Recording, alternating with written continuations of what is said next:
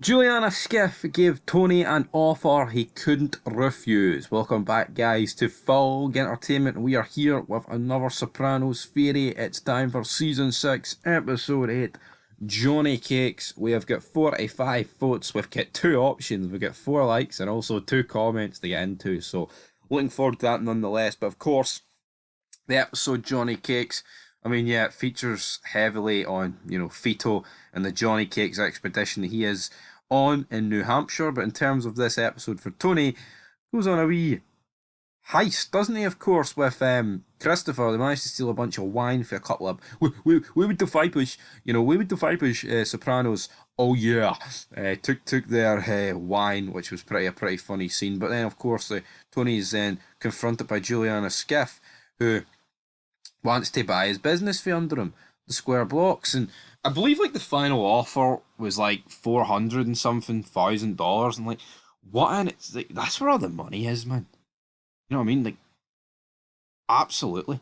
Like we are talking like hundreds upon hundreds of thousands of dollars here for some like shitey place because obviously Boom Juice, I believe it was called, were going to start up and take over. But it's like Tony's talking about how like the old neighborhood's losing its way, and we see Patsy and Bert kind of see the exact same thing as they go throughout the episode trying to like expedite businesses. But the guy's like, you know what, you can't expedite this one because what'll happen is they'll just get replaced me with somebody else. They've got 10,000 stores in America. Obviously, what that's implying is, if you've got an independent owner, they kind of have to abide by, you know, uh, groups, paramilitaries, mobs, whatever, you name it. But here they couldn't. So, yeah, was Tony correct to sell Caputos?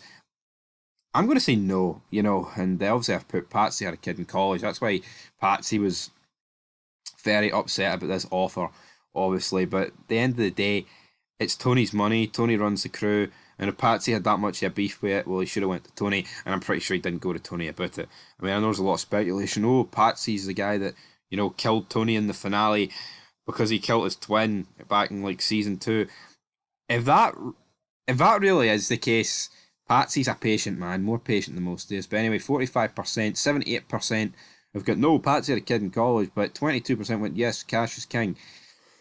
But you know what? Tony's got enough cash, right? And obviously cash is king, right? But $400,000 to Tony, is nothing to him when you compare it to like the average person in the States. And Tony's very proud of like Italian culture and things like that. And obviously selling this was like, kind of putting that down this morning.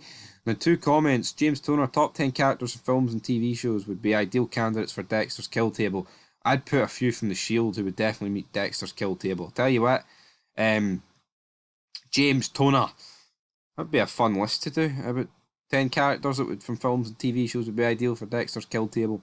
Now, in terms of The Shield, never watched it, but considering Kurt Sutter made it, I think me and the big man will have to review it. And James Toner again, Bobby Bacala's actor from The Sopranos, joining the new Dexter sequel. This cast is getting fucking great. Uma Thurman's a big surprise. Kristen Reader, Peter Dinklage. They've also got the return of John Lithgow and Jimmy Smits returning. Obviously, that prequel for the Trinity Killer is going to be great as well. And Steve Shrimper, be great to see him, man. You know what I mean? Absolutely. Dexter is getting more popular, and I fucking love it. Anyway, till next time. Peace.